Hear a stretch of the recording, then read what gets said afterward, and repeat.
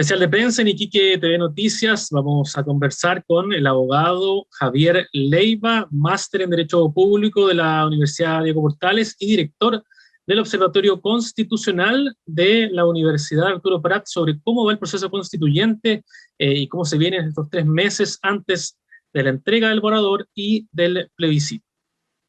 Un poco a grandes rasgos, ¿qué es lo que se ha aprendido o lo que se ha rescatado de estos primeros 9 meses que ya funcionando la convención, que tiene un plazo de 1 año, le quedan 3 meses para entregar el borrador? ¿Qué es lo que se ha aprendido? Bueno, lo que hemos visto acá es finalmente una visión de una representación de lo que tenemos en la política tradicional chilena, desde escándalos como el de el renunciado constituyente Bade, a iniciativas que han sido bastante diversas de lo que podemos entender como nuestra tradición constitucional chilena, como la que hizo María Rivera hace unos meses, donde buscaba disolver prácticamente todo el Estado y concentrarlo en una especie de soviet, como de la lógica de la Guerra Fría. Entonces, hemos visto, desde el punto de vista del comportamiento de los actores que están involucrados en la Convención Constitucional, una réplica de lógicas que habíamos visto en el Congreso. Y eso también ha traído para la ciudadanía alguna clase de desencanto de esta parte de las cosas que hemos visto de la Convención Constitucional. Ahora, por otro lado, lo que no hemos visto y que no causa demasiada noticia es que gran parte del articulado de los derechos fundamentales que tenemos hoy en la Constitución que nos rige están siendo replicados o expandidos en esta nueva proyecto de borrador de una nueva constitución, y por lo tanto, entonces lo que hemos visto también ha sido una maximización de algunos derechos. Yo ponía un ejemplo hace unos segundos atrás respecto a la inclusión de derechos de animales, a derechos de la naturaleza, o ampliación de diversos ámbitos de protección de grupos que podríamos llamar en general desaventajados. Entonces, en ese punto, en esa perspectiva, claro, estamos viendo un constitucionalismo diverso, pero eso puede causar algún reflejo en las personas que no estarían acostumbradas a esto bajo alguna lógica más tradicional de entender lo que son los derechos. ¿Cómo debiera informarse la gente entonces, tanto para la apruebo como para el rechazo, para formarse una buena opinión de aquí al plebiscito que está preliminarmente fijado para el 4 de septiembre, porque es con voto obligatorio? O sea, vamos, Sí. después de casi 10 años retornamos al voto obligatorio solo por esta votación, pero ¿cómo debiera entonces informarse la gente con toda esta información? ¿Debiera leer el borrador? Quizás mucha gente no va a tener esa posibilidad ni el tiempo de hacerlo. Bueno, es una gran pregunta, y yo solamente podría apelar en este espacio de dispersión de la información acerca de la Convención Constitucional, que tratasen de leer por lo menos a 2 fuentes que sean lo más antagónicas posible. ¿Por qué? Porque está demostrado a través de algunos estudios recientes que más de la mitad de las personas que se ha informado acerca de la Convención lo ha hecho a través de noticias falsas. Gente que esconde opiniones en apariencias de están informando a las personas, y bueno, ustedes mejor que yo lo saben que el trabajo de los medios debiese ser informar y no estar en ese sentido realizando alguna clase de apreciación camuflada de alguna o con alguna opinión que estuviese encubierta. Por lo tanto, yo llamaría a la gente a que pudiesen ver la mayor cantidad de medios diversos posibles. Y ese sería mi consejo, para que así estas personas pudiesen formarse alguna idea y que pudiesen escuchar voces de personas que fuesen expertas. ¿En qué sentido? Hoy se ha visto muchas personas que se hacen llamar abogadas y abogados constitucionalistas, pero que de esto no han trabajado mucho a lo largo del tiempo, sino que se les ha llamado por alguna razón puntual para opinar respecto a algún tema en particular. O sea, si yo voy a buscar alguna opinión de algún gremio del poder, por ejemplo, económico, claramente su visión va a ser con algún interés comprometido versus alguien que se dedique a estudiar esto de manera más constante. Uno ya podría aventurar cuáles van a ser un poco los caballitos de batalla que se van a enfrentar quizás en la franja o en otras instancias comunicativas por ejemplo, la eliminación del Senado, que se reemplaza por una Cámara Territorial, bueno, en caso de que esto se apruebe, ¿no? También el tema del Estado regional, pero sobre todo hay una crítica que se hace, sobre todo de la derecha, que tiene que ver con, entre comillas, una constitución muy indigenista. Y se lo pregunto porque, por un lado, hay personas que defienden esta presencia importante de los pueblos indígenas, que de hecho tienen escaños reservados, por una deuda histórica del Estado de Chile con ellos, pero por otro lado, la derecha critica que en el fondo Chile no es un país plurinacional como, por ejemplo Bolivia, porque el porcentaje de población indígena es mucho menor. ¿Cuál sería la postura y la visión que tienen ustedes como observatorio? Es necesario avanzar en estándares de reconocimiento de pueblos indígenas por compromisos que ya Chile tiene.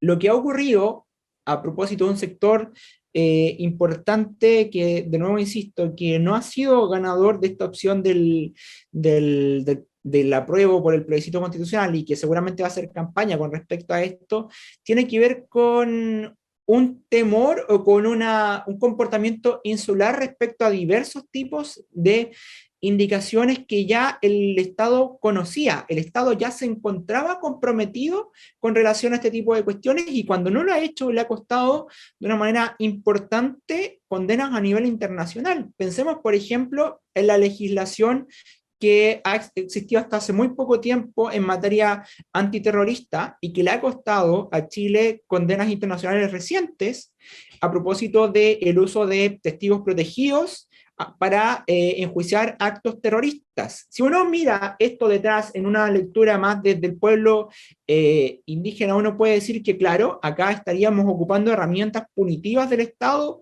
para entonces buscar esta responsabilidad y qué estaría detrás y cuál sería el problema importante, que serían estratos culturales que no estarían conversando entre sí. El mundo más llamado de los Wincas, que seríamos nosotros, versus el mundo más indígena, no estarían conversando entre sí.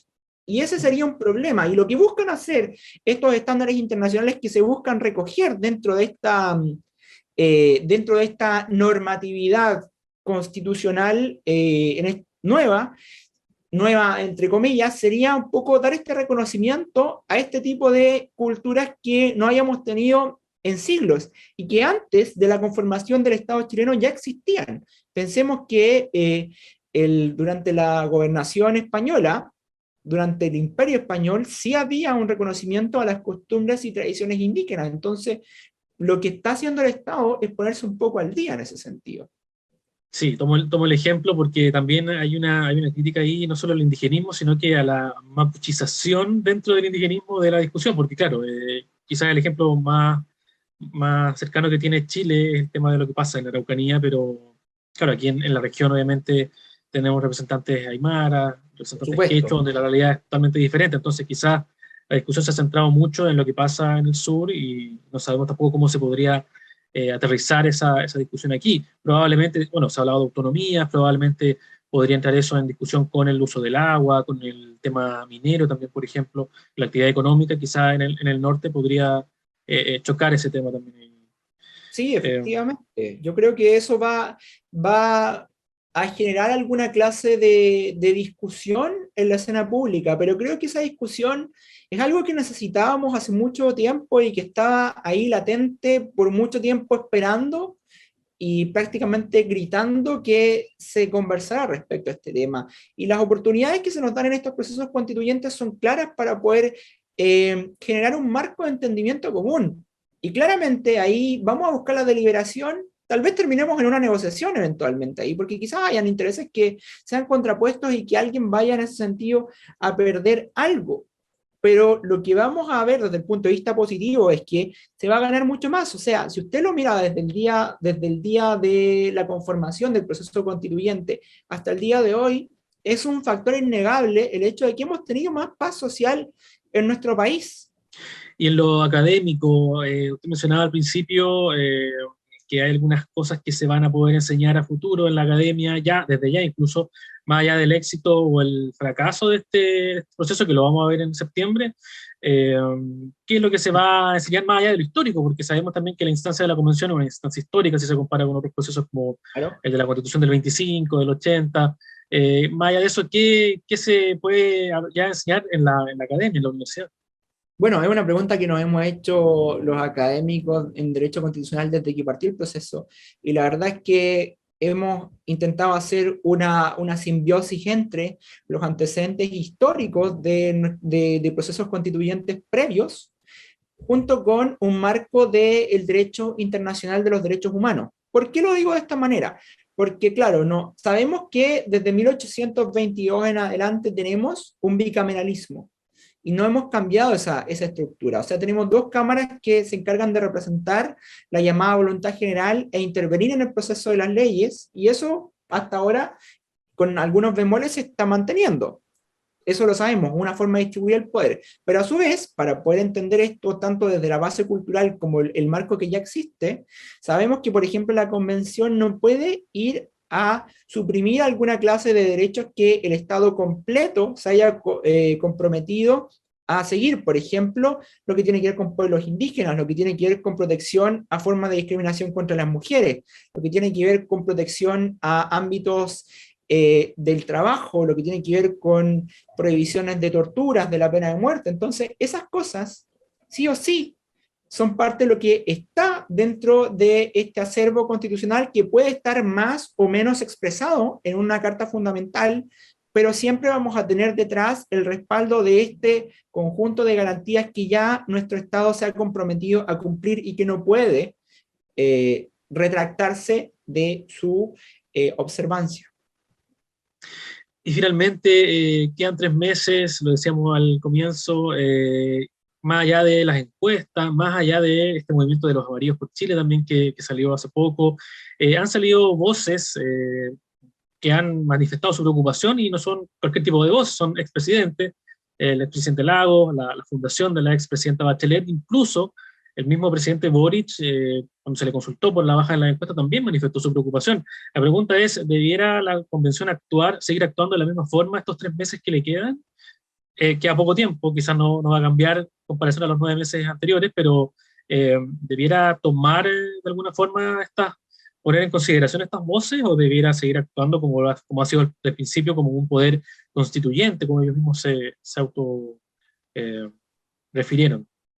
Yo creo que ellos indirectamente lo están haciendo, pero han pasado en una etapa bastante rápida de una madurez política que no se vio al comienzo. Y creo que eso sí o sí es algo que se va a reflejar en cualquier clase de informe nuestro o de otro organismo en cuanto al análisis del comportamiento de los actores involucrados. ¿Por qué lo digo? Porque estamos viendo personas que jamás habían tenido algún espacio de incidencia y que han llegado a la convención. Si a eso le sumamos el hecho de que gran parte de estas personas jamás habrían tenido alguna clase de educación cívica, producto del espacio curricular o el contexto histórico en el cual se formaron, entonces, claro que es difícil pedirles a estas personas alguna clase de autoconciencia respecto al proceso en el cual se encontraban, y por eso vimos comportamientos muy similares a los que ocurren en el mismo Congreso Nacional.